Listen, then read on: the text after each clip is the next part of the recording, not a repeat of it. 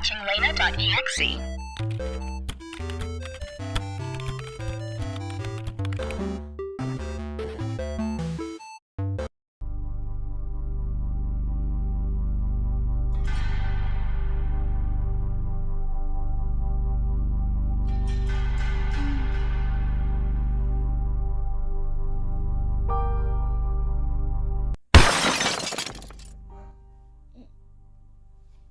Edwin?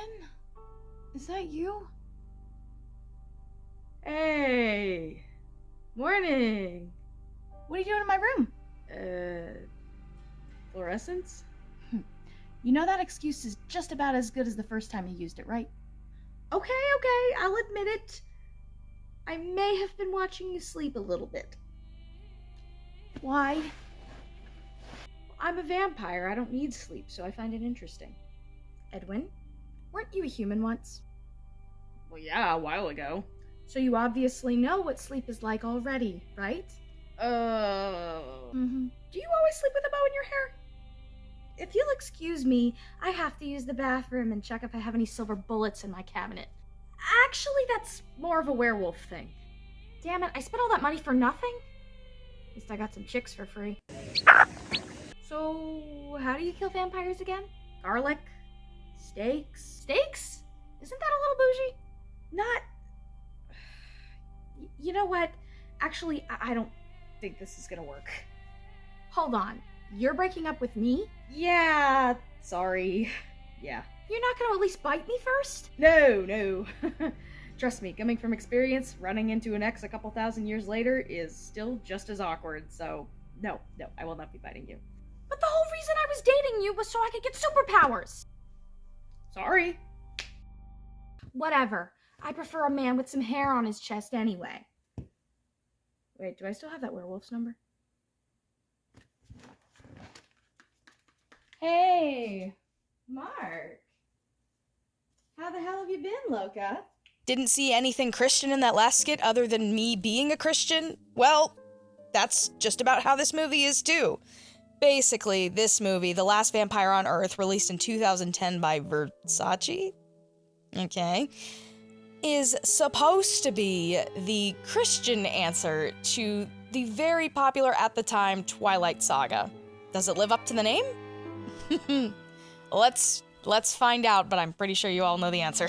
So we open with a full moon that has a very concentrated fog machine on it. It's probably the most concentrated element in this shit show, and the most convincing actor, so thanks, Princess Yue. That's rough, buddy. After our very well-edited title sequence and what feels like an hour long of credits, we finally get to the actual movie part of the movie. The scene starts on a college campus where emos are making fun of people for looking too emo. Take a look at this guy. He totally needs a tan. He's like the palest person ever. I know. It looks like he's been stuck inside his whole life. Yeah. This is how we meet our leading man, Aurelius, who somehow looks like a 36-year-old cross between Brian Stars and Bo Burnham. Eventually, we get to a scene where our leads are in class together, and they're told that their final project is going to be performing Dracula in front of the whole class. So you'd probably assume that this is some kind of theater class, right? Well, wrong. Wrong on you for assuming there'd be a shred of logic in this movie, because nope, we're in literature class, baby. They've got a weird-ass professor, and I do mean weird. I mean, I know realistically this is just a poorly contrived plot device, but the way the professor is just uncomfortable. Take a look. Start with the biting scene. Let's see how you're doing with that. Very good. Anyway, this is how our man, myth, and legend meets his star-crossed pastor's daughter, Chloe, since, shocker, they're assigned Dracula and Mina in this play. They start talking about how they want to rehearse together, and it becomes blatantly obvious in the first few seconds that there's no chemistry to be found between these two. And I do mean no chemistry. I think I've seen more chemistry between a BTS stan and a Jimin doll making eyes in the club.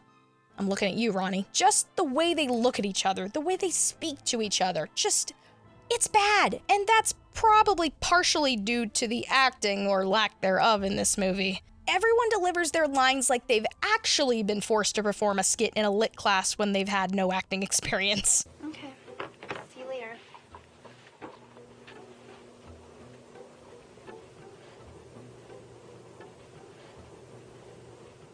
Anyway, as if out of fucking nowhere, we are yeeted into the fact that Chloe is dying of, get this, AIDS. Yup.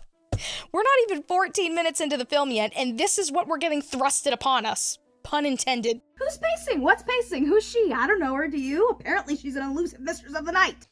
As soon as that awkward scene ends, we cut to Aurelius and Chloe rehearsing, which goes about as well as you would think for 2 cardboard boxes. We get this weird-ass part, too, where they're about to rehearse the bite scene, and Aurelius looks up in the mirror. And you would think this would be a visual cue kind of moment to start showing the audience that he's a vampire, since he shouldn't be able to see his reflection, right? Nope, he can see himself. I don't know why they emphasize this scene like it's important. Did someone just forget to put the effect in? Is that it? There's no telling, because throughout this movie, there's not much evidence that he actually is a real vampire, because he almost never shows off his vampire prowess. I can think of like 2 times where the movie shows he has powers, and they're for stupid-ass reasons like playing ping pong with himself. And of course, watching Chloe sleep, can't forget that. That's it though. He could just be a really fast, creepy dude for all we know. I have no evidence that he isn't. Instead of showing an actual cool effect, their way of showing that Aurelius is different is that he just will not eat in front of Chloe on any dates or anything. But for whatever reason, this bitch still tries to do a tactic which we Christians know as flirt to convert, by inviting Aurelius to church. He agrees to go to church, which, if it weren't for this audio thing here... In Greek, they call selfless Christian love agape. I'd almost think it was a real Southern Baptist church that they just asked to film in after bribing them with a particularly high offering plate. I mean, just look how excited these people look for Jesus. This is why I'm non-denom. So, the service ends, and some lady compliments Chloe for the sermon. Service. Thanks. Why? She didn't do anything. She wasn't even up there. Oh, my bad. She actually did do something. She brought a blood-sucking monster who looks like he'd fight you in a Sally Beauty supply over the last jar of Manic Panic Electric Lizard into your church. I guess that's worth being thankful over, right? Sure, fine. From here, Chloe's pastor dad invites Aurelius to dinner. He agrees and shows up in the least vampiric outfit possible with flowers. Still keeping the guy liner though, right? There's crabgrass on the lawn of my soul. Things are mundane and uninteresting until Aurelius is asked about his college major, in which he describes wanting to cure blood disorders, like AIDS. Chloe's family seems to get all offended because apparently... In our religion, we believe that blood is sacred, and we are not allowed to eat blood of any kind or receive blood transfusions. If we were to do so, we would be shunned from the church. I don't think that's a thing. Correct me if I'm wrong, but didn't Jesus touch people with diseases to cure them and stuff? I mean, he did get shunned for it, so I don't know. Did this particular church just look at that, the Pharisees, and say, that's what he meant? Let's be the people Jesus proved wrong several times. Brilliant. That will get us a spot in the heavens. No.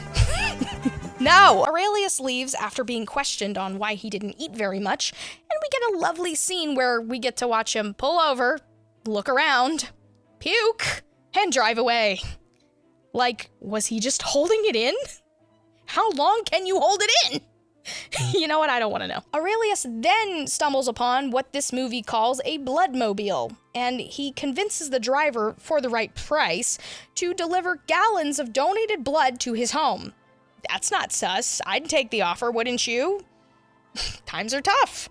Sometimes you gotta do a little DoorDash, a little Grubhub, you know? This blood guy named Wayne comes into Aurelius's home and looks around all suspiciously, and the music seems to get more intense. And at this moment, I was a little more interested because I thought, oh, hell yeah, Wayne gon' die. But no, Wayne, in fact, not gon' die.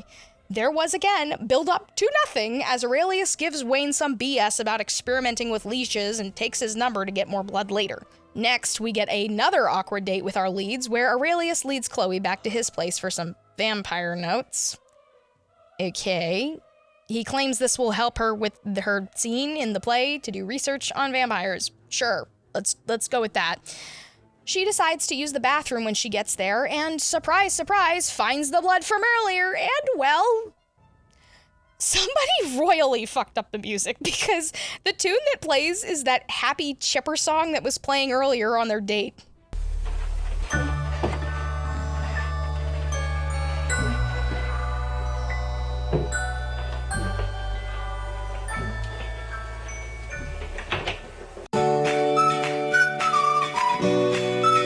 After looking only mildly upset at this, Chloe goes home and I think does research on the computer. Quality is honestly so bad, I literally cannot tell what she's searching. Is that Firefox? Google? Is it off? Is that thing even turned on? Whatever the case, Chloe figures out that, hey, 2 + 2 might equal vampire, and decides to pull Aurelius aside the next day to question him. What ensues next is almost verbatim the "what are you" scene from Twilight. Hematology, pale skin, cold hands, the colors of blood in your house. What did you figure out? What did I want you to know? That you're Say it. a vampire. Without any of the cool vampire powers. Added on to that, Aurelius claims, Did you see Jesus? I heard him speak a couple of times. He was a great man. yup, this man claims to have seen the Messiah in concert back in the day. Yay. Front row, baby, front row. We get more scenes of Chloe dying and another awkward date scene that clearly needed more B-roll. And then we finally get an awkward kiss. That looks like my first kiss. Chloe is dying even more, again, and then invites Aurelius over again. This movie just gets so repetitive for no reason. He agrees again and orders some more DoorDash for later since he gonna be puking. He goes to dinner, and this time actually gets confident enough to puke in the toilet instead of in the street. Chloe hears him and pops in to make sure he's okay. They talk about his vampirism for a little bit, and uh-oh, Chloe's younger brother Chad overhears them. Uh-oh, plot element. After some more quote-unquote romantic banter, and I guess a scene that rips off Twilight baseball,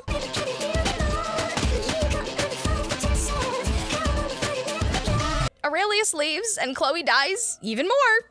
And then finally, Chad decides to just tell his parents what he heard. And it doesn't take much for them to just believe the kid. Daddy Dearest just straight up asks Chloe if he's a vampire, figures out that he is, and fights her about getting rid of him and how evil he is. Chloe tries to call Aurelius, but he doesn't pick up, so she goes to, I think, her snack cabinet and grabs a gun? Very southern of you, thank you. And finds Aurelius about to, I guess, be burned at a stake. And I have problems with this scene. Why? Just why did Aurelius not use his vampire powers to get away? I'm not even saying you have to kill all the humans that are trying to attack you, as interesting of a scene as it would fucking finally be, but use your strength and speed that you supposedly have to get away. But no, he's just sitting there with the rope tied around him. He looks pathetic. Look at this. Anyway, Chloe finds him, jumps out, and well, this occurs. Stop or I'll shoot. This is a good man, and if you took the time to get to know him, you would find that out. That's right. I have AIDS and it's advancing very quickly. I'm not playing around. That happens. She just fucking presumably killed a guy too, and it's also never mentioned again. She doesn't struggle with it or anything. So much for being a nice Christian girl. They get out of there and go back to Aurelius's house, which supposedly has a 6 security system. I guess you need ADT if you don't have any fucking vampire powers. Aurelius then asks, Why didn't you tell me you have AIDS? and Chloe has the most contrived excuse I've ever heard for having AIDS. She claims that she went on a missions trip, didn't realize she was cut, and tried to save a girl that was bleeding out. And I guess got AIDS from blood mixing. Sure, why not? Would it have been that hard to just say this ain't your first rodeo? Like, God forbid, right? Anyway, Chloe asks if Aurelius will turn her so that she can stop having AIDS. He says it would cure her AIDS, but nah, shawty, I'm not gonna bite you. She begs, he says no. She begs him again, and he tells her to just go to sleep because she's acting cray-cray. The next cut is presumably the next day when the class is finally having their production of Dracula that we've all supposedly been waiting for. Between scenes, right before the biting scene specifically, Chloe begs one more time to be bitten, and Aurelius finally agrees. He does it, and well, we get this lovely expression right here from Chloe. And you're probably thinking, all right, finally, Chloe's cured. We have a thing that's going on. It's a plot element. It's finally, we're gonna get the story moving, right? Nope. The movie just fucking ends right there. Yep. There's all this buildup. She's dying the whole movie. It's, oh, let's cure Chloe. Let's do it. And all this tension. And we don't even get to see what happens. Yeah. It's just the big O. And then it's over. Not, like, come on. Blah. I don't want a sequel, Versace. Not Versace. But come on! What the hell? God, it's frustrating. Hey guys, Leyna here. Thanks for watching my latest video. If you liked this video, please consider subscribing so I can give you more videos much like it.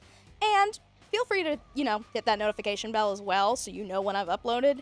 You're gonna want to stay updated because in my, I think, next video, I'm gonna have a super duper special guest who I cannot wait to announce, but I can't do it yet because I need to secure the footage. So, yeah, until next time though, may the force prosper within you,